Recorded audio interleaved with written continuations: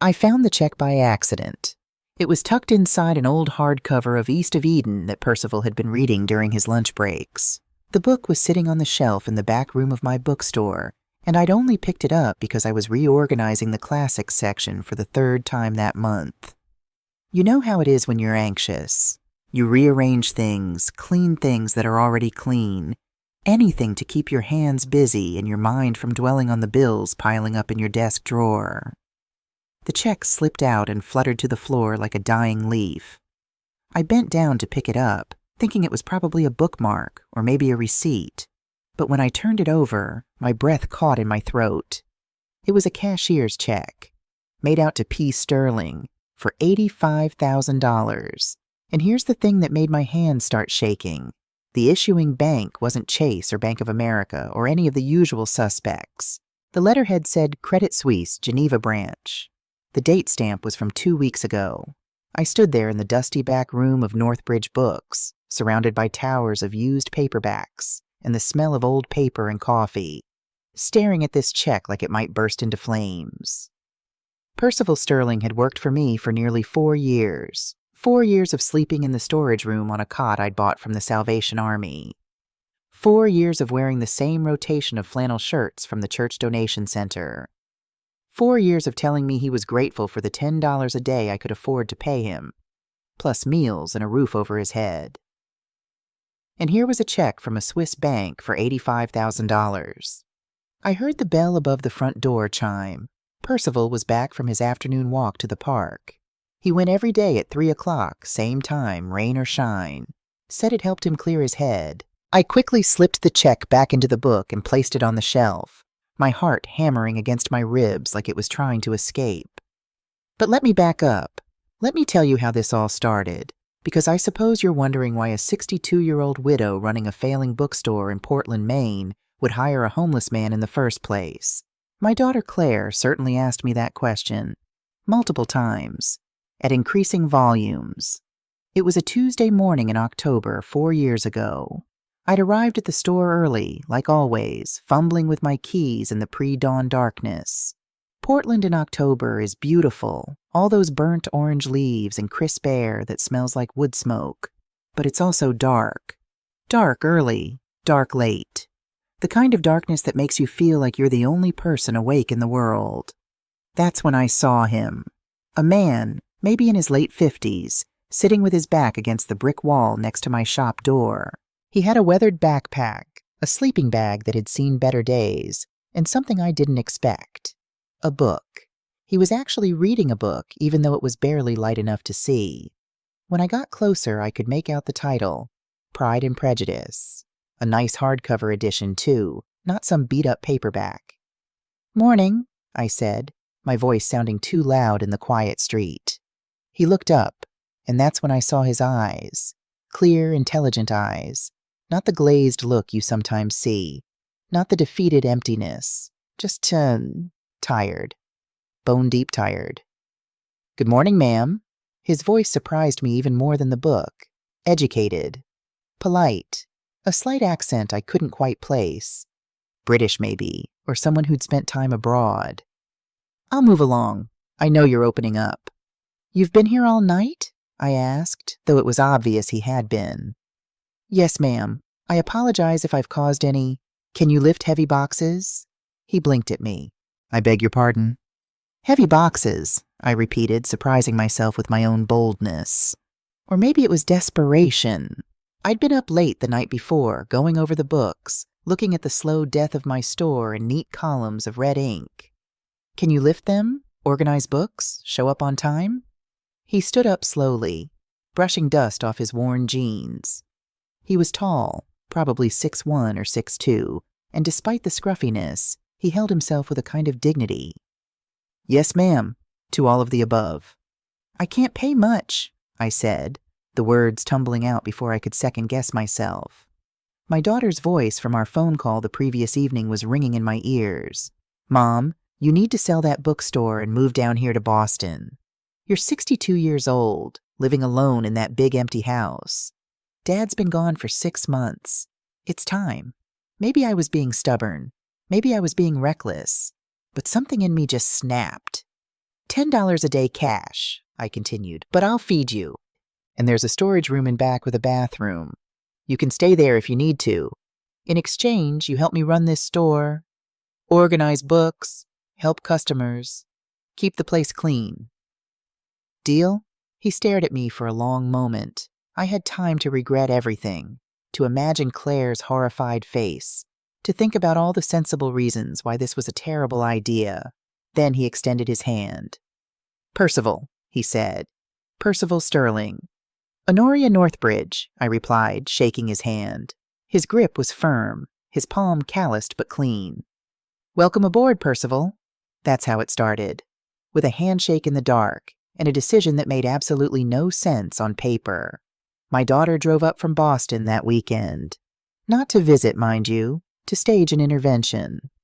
Mom. Claire stood in the middle of my bookstore, briefcase in hand, her lawyer face firmly in place.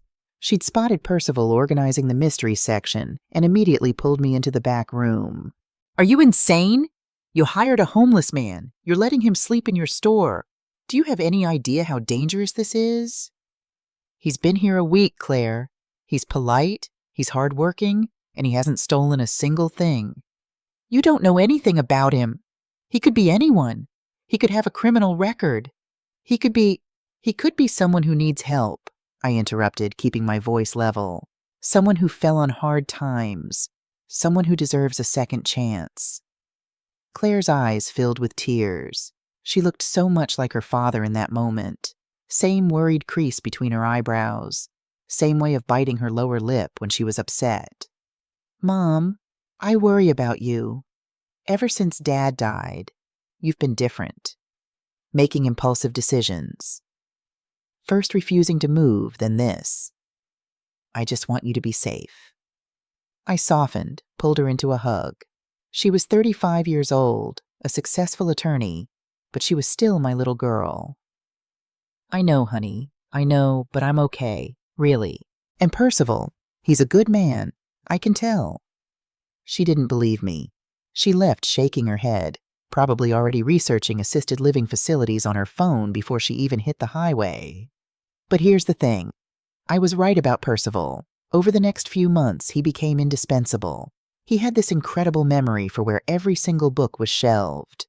A customer would come in asking for something obscure, say a collection of Edna St. Vincent Millay's poetry, and Percival would know exactly where it was. Not just the general section, but the exact shelf, the exact position.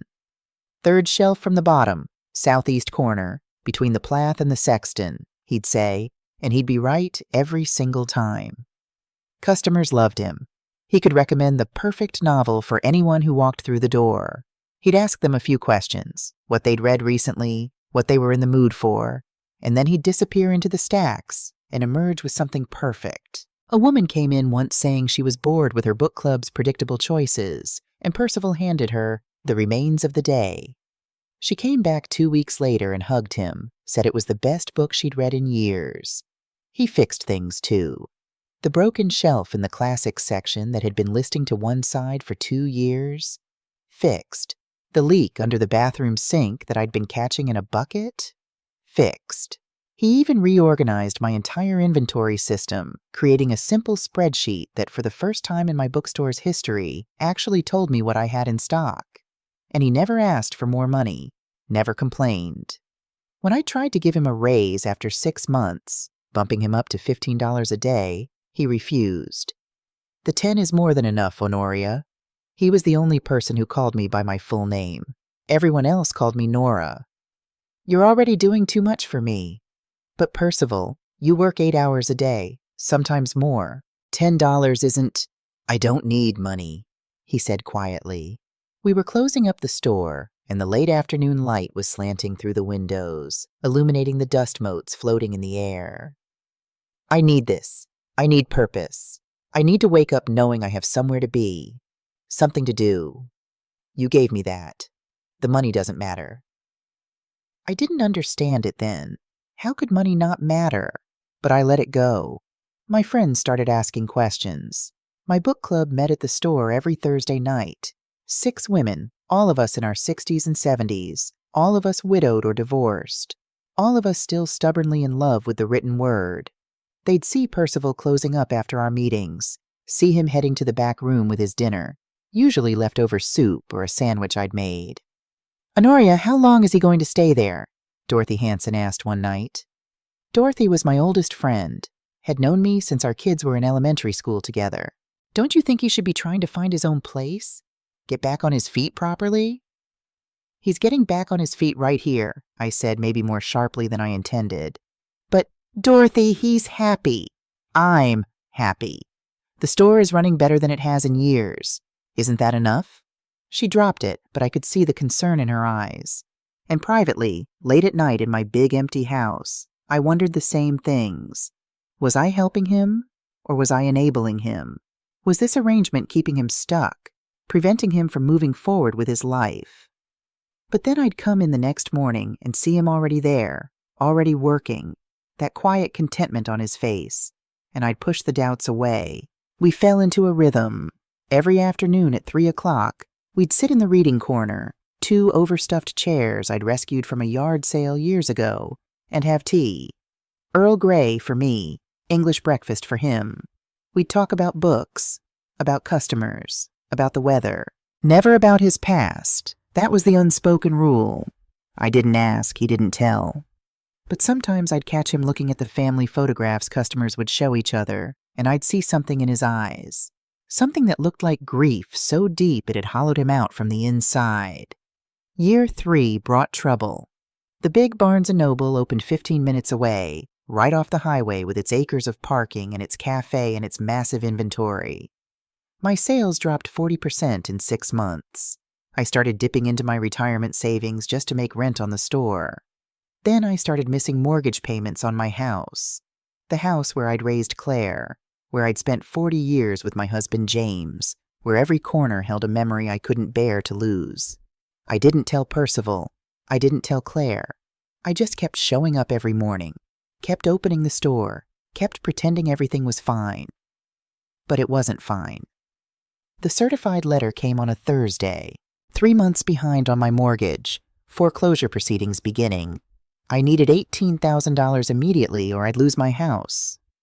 I sat in my tiny office at the back of the store, really just a desk crammed between boxes of overstock, staring at the letter until the words blurred. I was 61 years old. I was about to lose my home. The bookstore was slowly dying despite everything Percival and I had done to save it. I didn't even hear him knock. "Honoria?" His voice was gentle. "Are you all right?" I quickly wiped my eyes, tried to fold the letter so he couldn't see it. "Fine, just tired." "You're lying." I looked up at him. He was standing in the doorway, holding 2 cups of tea, our 3 o'clock ritual, though I'd completely forgotten. His face was kind but firm. "Honoria," he said again, "I've worked for you for 3 years. I know when something's wrong. Tell me." So I told him. All of it. The mortgage, the foreclosure notice, the $18,000 I didn't have. I told him I didn't know what I was going to do, that I was too proud to ask Claire for money, that I'd probably have to sell the store anyway, move to Boston, give up everything. He listened without interrupting, those intelligent eyes focused on my face. When I finished, he was quiet for a long moment. Then he said, "Give me 3 days." "Percival, I'm not asking you for 3 days," he repeated. "Trust me." And then he left. He didn't come back that night, or the next day, or the day after that. I started to panic. Had I driven him away? Had talking about money, about my money problems, made him uncomfortable? Was he gone for good? On the 3rd day, I was seriously considering filing a missing persons report when the bell above the door chimed at 9 in the morning. It was Percival, but not the Percival I knew. He'd shaved, his hair was neatly trimmed, and instead of his usual flannel shirt and worn jeans, he was wearing a crisp white button-down and clean khakis. He looked different, younger, like someone who'd just emerged from a long chrysalis. He was carrying a large manila envelope. "Here," he said simply, handing it to me. Inside was a cashier's check made out to me for $25,000. I felt the floor drop out from under me. "Percival, My voice came out as a whisper. Where did you get this? I had some savings, he said, not quite meeting my eyes. From before. Before? I looked down at the check, then back at him. Before what? Percival, you've been living in my storage room for 3 years. You work for $10 a day. Where could you possibly have gotten $25,000? His jaw tightened. I had some money set aside. Please, Honoria, take it. Save your house. Who are you? I asked. The question I'd never asked, the boundary I'd never crossed. Percival, who are you really? He looked at me for a long moment. I saw something in his eyes. Fear, maybe, or resignation. Someone who needed to disappear for a while, he said finally. Someone who needed to remember what mattered. That's all I can tell you right now. That's not an answer. I know, but it's all I can give you. Please, Honoria, we can talk about the rest later. Right now, just take the money. I wanted to demand answers. I wanted to refuse the check, to tell him I needed the truth more than I needed the money. But I could feel my house slipping away, could see the foreclosure notice in my mind's eye, could imagine packing up 40 years of memories into boxes. So I took the check. I deposited it the next day, paid off the mortgage arrears. Had $7,000 left over to keep the store running for a few more months. But I couldn't stop thinking about it. Couldn't stop wondering. Who was Percival Sterling? Where had that money come from? And why was a man with $25,000 to spare sleeping on a cot in my storage room? That night, after Percival had gone to bed, I did something I'm not proud of. I went through his things. The backpack was under his cot, pushed far back against the wall. I stood in the storage room doorway for a full minute, my hand on the light switch, telling myself to turn around, to respect his privacy, to go home and pretend I hadn't seen that check, hadn't felt the seismic shift in everything I thought I knew. But I couldn't. I knelt beside the cot and pulled the backpack toward me. It was old canvas, military style, the kind that looked like it had traveled through several lifetimes. My hands were shaking as I unzipped the main compartment. Inside, I found surprisingly little. A few changes of clothes, neatly folded. A toiletry kit. A small first aid box. And tucked into a side pocket, wrapped in a plastic bag to protect it from moisture. A worn leather wallet. I opened the wallet. The driver's license said Percival David Sterling, age 58, address in Seattle, Washington. The photo showed the same man, but different. Fuller in the face, clean-shaven, wearing a suit. Looking like someone who belonged in a boardroom, not a bookstore storage room. Behind the license was a photograph, faded, creased from being handled too many times. It showed a younger Percival, maybe in his 40s, standing with a beautiful woman with dark hair and warm eyes. Next to them were 2 teenagers, a boy who looked about 16, serious and scholarly, and a girl maybe 13, caught mid-laugh. They were standing in front of what looked like a university campus, all of them smiling like they didn't have a care in the world. The third item was a business card, so worn the edges were soft. I held it up to the light. Percival D., Sterling Chief Financial Officer, Sterling Financial Group, Seattle, Washington, CFO. Not CEO, but close enough. Sterling Financial Group? I didn't recognize the name, but it sounded important. Corporate. The kind of place where people made serious money. I sat down hard on the concrete floor, the business card still in my hand. Percival Sterling wasn't just some man who'd fallen on hard times. He'd been successful, important, and he'd given it all up to sleep on a cot in my storage room, to work for $10 a day, to pretend he was something he wasn't. I put everything back exactly as I'd found it, zipped up the backpack, pushed it back against the wall, turned off the light, and went home. I didn't sleep that night. The next morning I confronted him. He walked in at 8:30, earlier than usual, carrying coffee from the shop down the street. 2 cups, like he always did. One for him, one for me. Sterling Financial Group, I said before he could even set the cups down. The color drained from his face. The coffee cups wobbled in his hands. He set them down carefully on the counter, not looking at me. You went through my things. His voice was flat, emotionless. You gave me $25,000, I shot back. Did you think I wouldn't have questions? He was quiet for a long moment. Then he walked over to one of the reading chairs and sat down heavily, like someone had cut his strings. No, he said finally. I knew you would. So talk. Explain to me why a CFO from Seattle is sleeping in my storage room. Explain to me where that money came from. Explain to me, my voice cracked. Explain to me why you've been lying to me for 3 years. I haven't been lying, he said quietly. I've just been incomplete. That's a hell of a distinction. I know. He looked up at me and I saw something in his eyes I'd never seen before. Fear. Sit down, Honoria. Please. This is going to take a while. I sat. The photograph you saw, he began. That was my family. My wife, Elizabeth. My son, Jonathan. My daughter, Catherine. Was? He took a breath.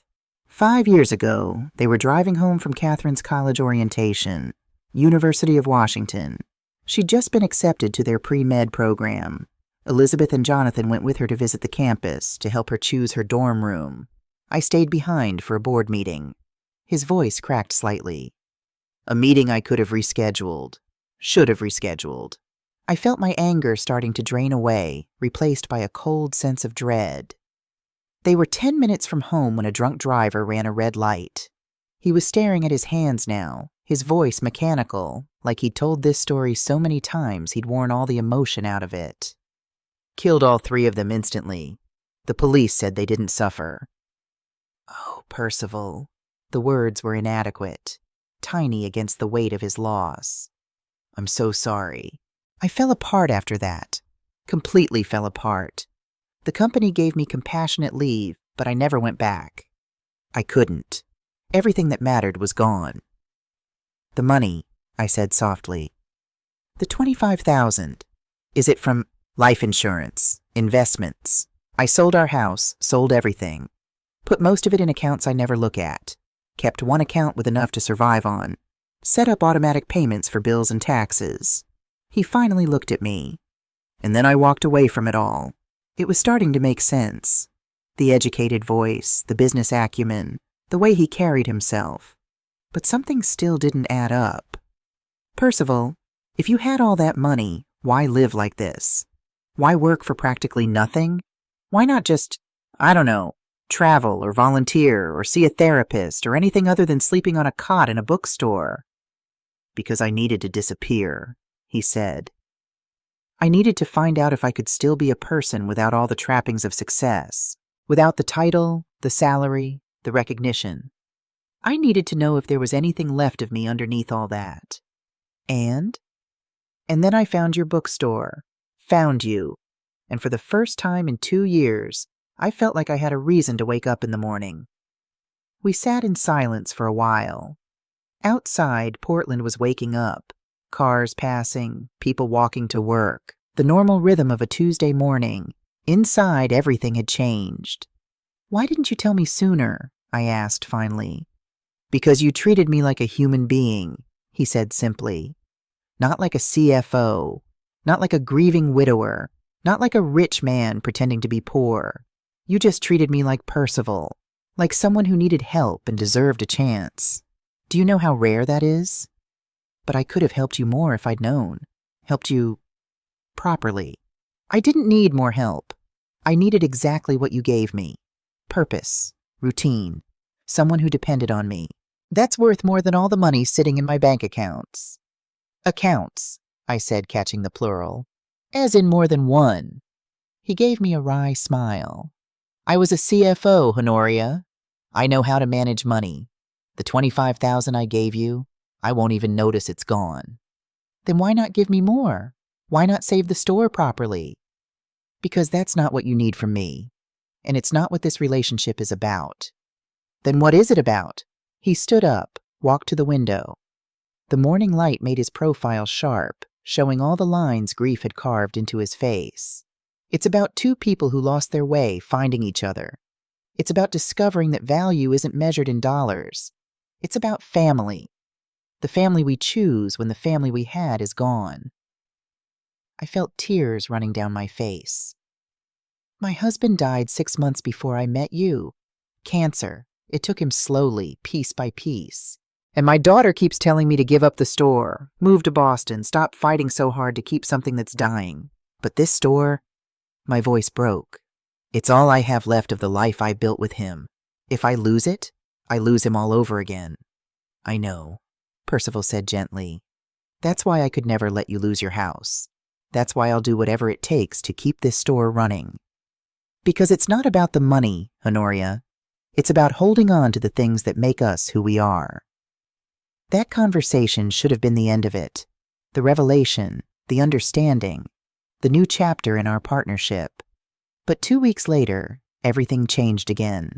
I'd hired Thomas Whitmore on a whim, or maybe out of paranoia. He was a private investigator Dorothy's son had used during his divorce. Discreet, professional, expensive. I'd paid him $1,000 to do a background check on Percival Sterling. Just to be safe, I told myself, just to make sure. But really, I think I knew something was still wrong, still hidden. Thomas called me on a Thursday afternoon. Ms. Northbridge, I've got your report. I think we should meet in person. We met at a coffee shop 3 blocks from the bookstore. Thomas was in his 50s, ex-cop, with the kind of face that had seen too much and stopped being surprised by anything. He slid a manila folder across the table.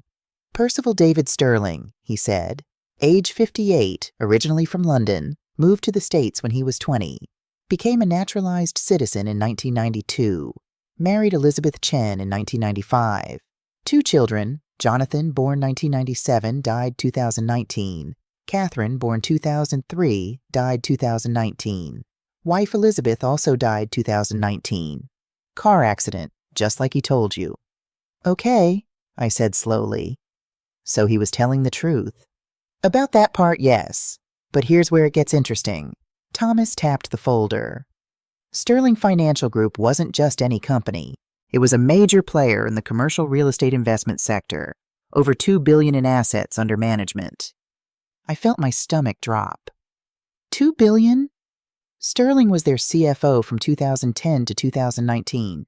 He was making about $800,000 a year in salary, plus bonuses. Smart man by all accounts. Harvard MBA, CFA, the works. So why? Here's the thing, Miss Northbridge. In early 2019, just a few months before his family died, Sterling Financial Group was under investigation by the FBI. The coffee shop suddenly felt too loud, too bright. For what? Money laundering, securities fraud. They were allegedly helping Russian oligarchs and Chinese businessmen hide money in U.S. real estate. The whole board was implicated. The SEC froze their accounts. The FBI raided their offices. And Percival?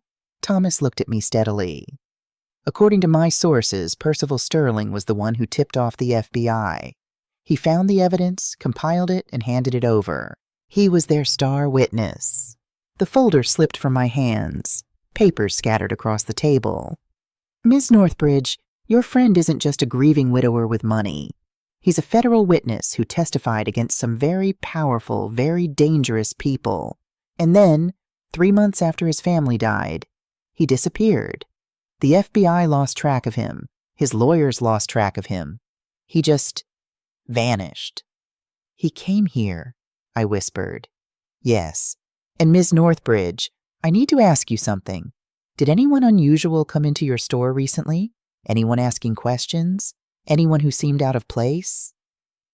I thought about it. Hundreds of customers passed through every week. Most were regulars, familiar faces. But there was a man, I said slowly.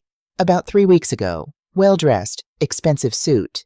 He asked about rare books, but he kept looking at Percival. I thought it was odd at the time, but I figured maybe they knew each other from somewhere. Thomas's expression darkened. Can you describe him? 50s maybe. Dark hair going gray.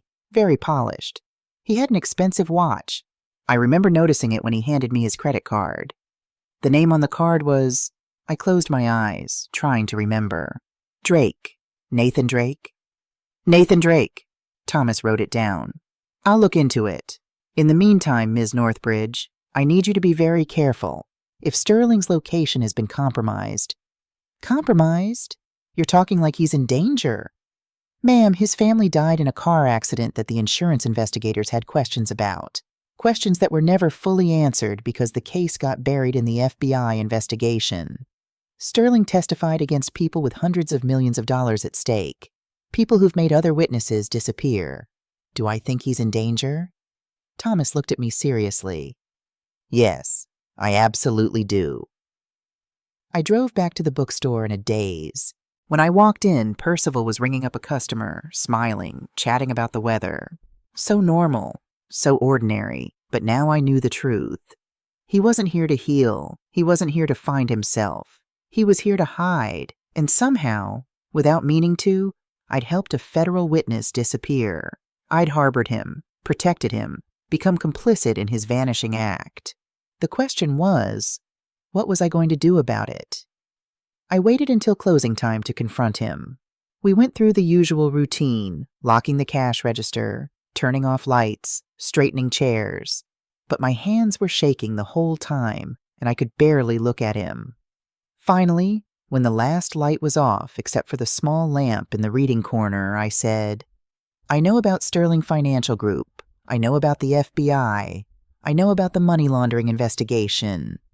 Percival went completely still. In the dim light, his face looked carved from stone. You hired an investigator. It wasn't a question. I needed to know the truth. All of it. I sat down in my usual chair, suddenly exhausted. Were you ever going to tell me? About the testimony?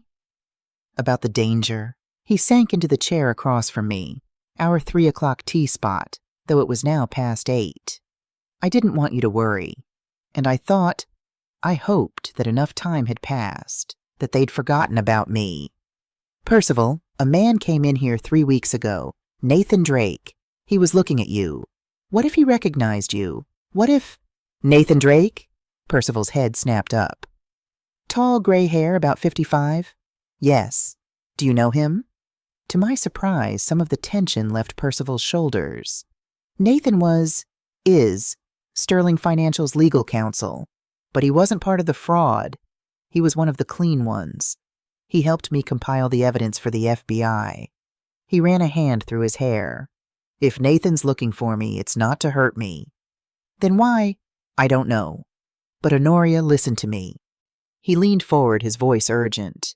If Nathan found me, others might too. People who aren't friendly. I need to leave. Tonight. Leave? The word came out sharper than I intended. I've stayed too long. Put you in danger. I should have moved on months ago, but He looked around the bookstore, at the shelves we'd organized together, the reading corner where we'd spent countless afternoons. I let myself get comfortable. I let myself forget that I can't have this. Can't have normal.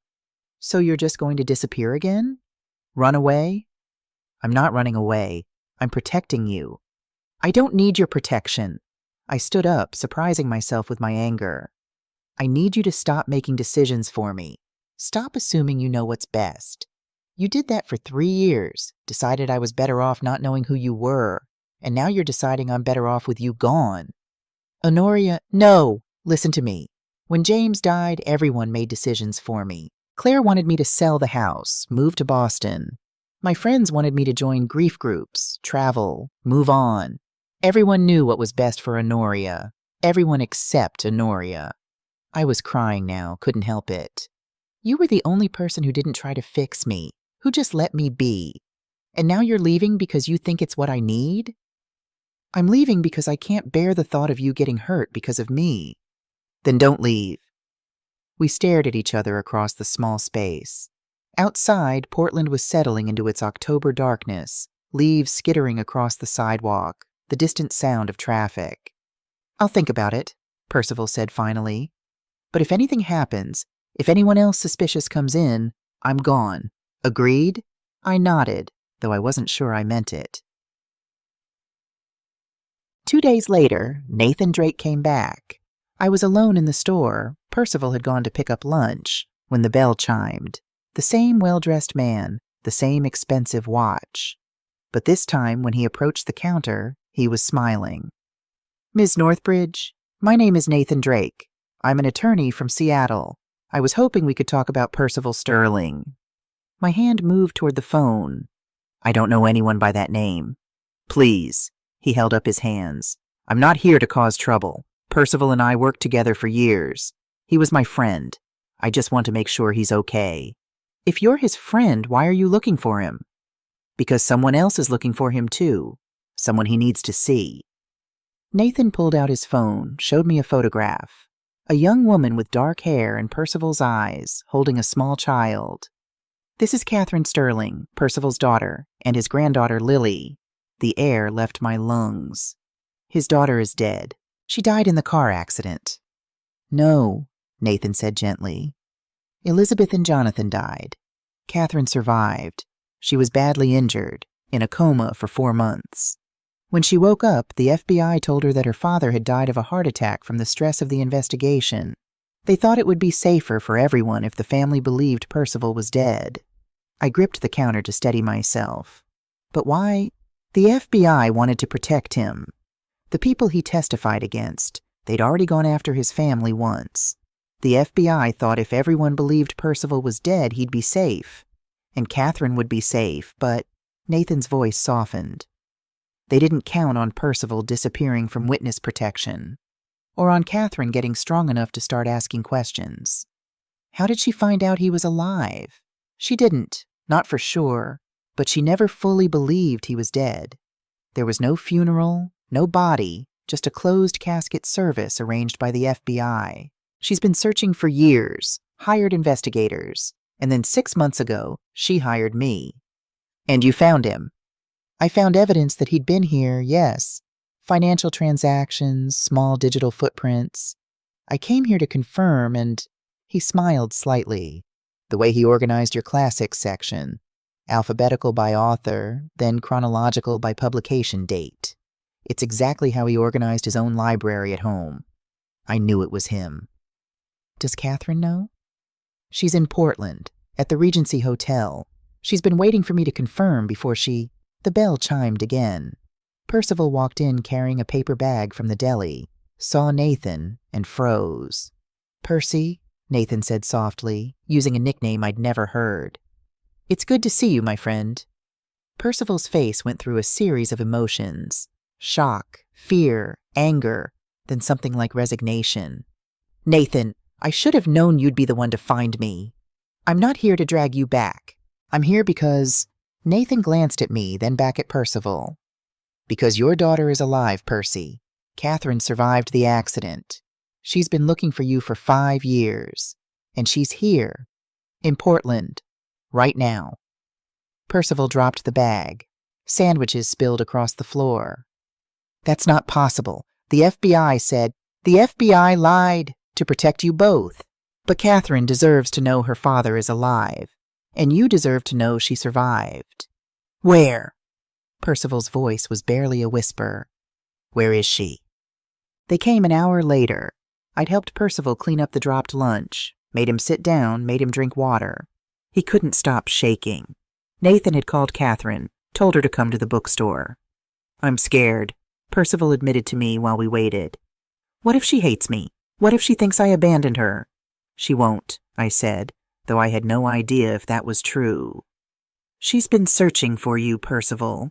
That's not what you do if you hate someone. When the bell chimed, we both jumped. A young woman stood in the doorway, backlit by the afternoon sun. She had Percival's height, Percival's eyes, Percival's way of standing like she was bracing for impact. In her arms was a little girl, maybe 4 years old, with dark curls and a serious expression. Dad? Catherine's voice cracked on the word. Percival stood up slowly, like a man in a dream. Katie? You're alive. She took a step forward, then another. You're really alive. They said you died. They said your heart couldn't take the stress, that you had a heart attack and... She couldn't finish. She was crying, and the little girl in her arms looked alarmed. Mommy? The child said. It's okay, baby. Catherine set her daughter down gently. Lily, this is your grandfather. Lily studied Percival with the solemn intensity of a 4-year-old. Your Grandpa Percy? The one who's in heaven? I'm not in heaven, sweetheart, Percival said, his voice breaking. I'm right here. And then Catherine was crossing the space between them, and Percival was catching her, and they were both sobbing. I turned away, giving them privacy, but I couldn't stop my own tears. Nathan touched my elbow. Come on, he said quietly. Let's give them a minute. We stepped outside onto the sidewalk. The October air was crisp, leaves swirling around our feet.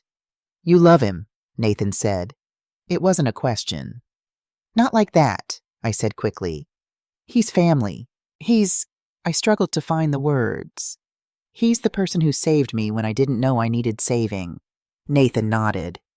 He has that effect on people. Even at Sterling Financial, people would walk into his office with problems and walk out feeling like everything would be okay.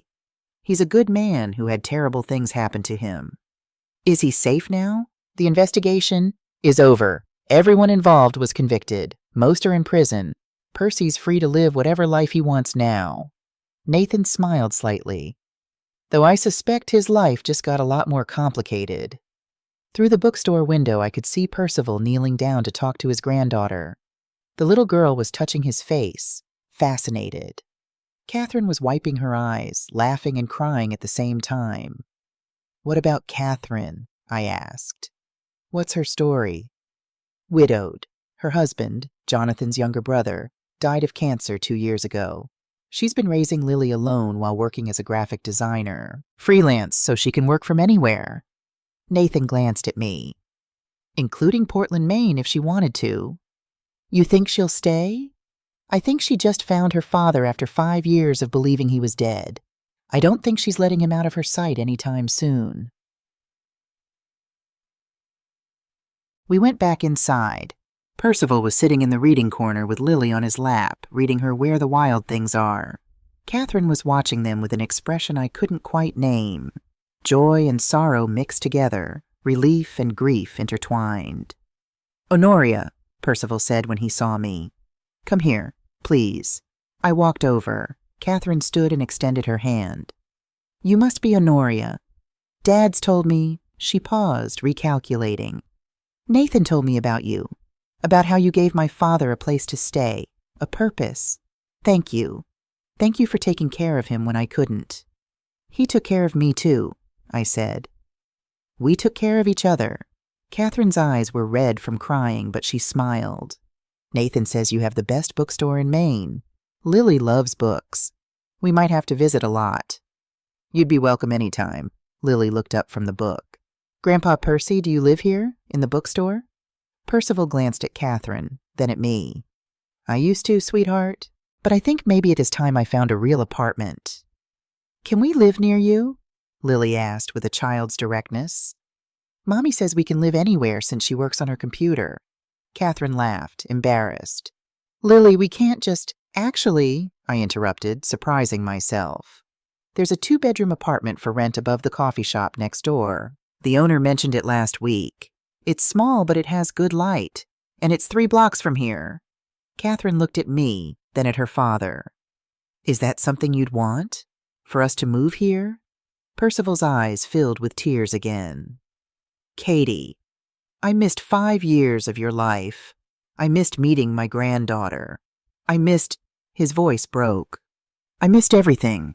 If you're willing to give me a chance to be part of your lives now, I would like nothing more. Then it's settled, Catherine said. We'll look at the apartment tomorrow.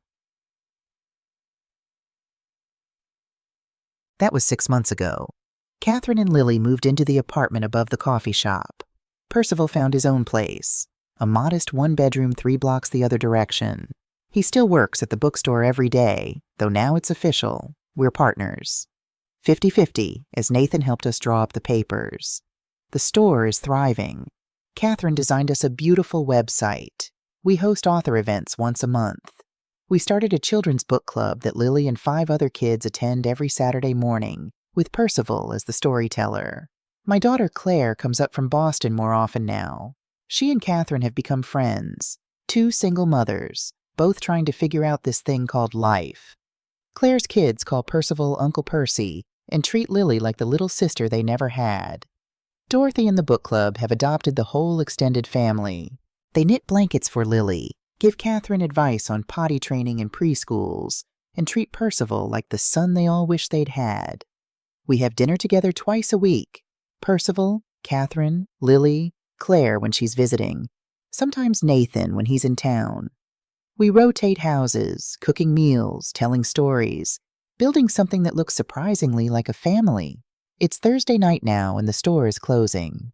Percival is counting the register while Lily helps by sorting pennies into piles. Catherine is updating our website at the desk. I'm shelving the last few returns, listening to the comfortable sounds of people I love doing ordinary things. "Honoria," Percival says, "I have something for you." He hands me an envelope. Inside is a photograph. All of us at the bookstore last week, taken by a customer who wanted to capture the family bookshop. We're all there, me and Percival, Catherine and Lily, Claire and her kids, Dorothy and 2 other book club members. We're all smiling, all real, all exactly where we're supposed to be. On the back, in Percival's neat handwriting, family isn't always blood. Sometimes it's the people who find you when you're lost and refuse to let you stay that way. "I've been thinking," Percival says, "about something you said once, about how you were afraid that losing the store would mean losing your husband all over again." I remember. "I was wrong, you know, when I said we could talk about everything later. I should have told you the truth from the beginning. You told me when you were ready. That's enough.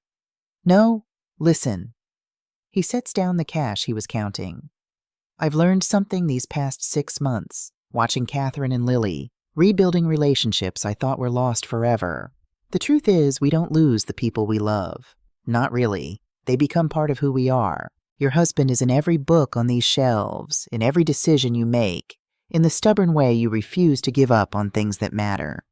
My wife and son are in every moment I spend with Catherine and Lily, in every story I tell, in every second chance I don't take for granted." "That's beautiful, Percival. What I'm trying to say is thank you. For seeing past the homeless man on your doorstep. For taking a chance on someone who couldn't even tell you his real story. For showing me that it's possible to build a life after loss." I look around the bookstore, at Catherine helping Lily with her pennies, at the shelves Percival and I organized together, at the reading corner where we've shared countless cups of tea, at this imperfect, unexpected, beautiful family we've created. "You saved my life too, you know," I tell him. "That morning when I found you outside, I was drowning in grief and loneliness and the feeling that nothing mattered anymore. And then you gave me a reason to keep going." "We saved each other then." "Yeah," I smile. "I guess we did." Lily runs over, pennies forgotten.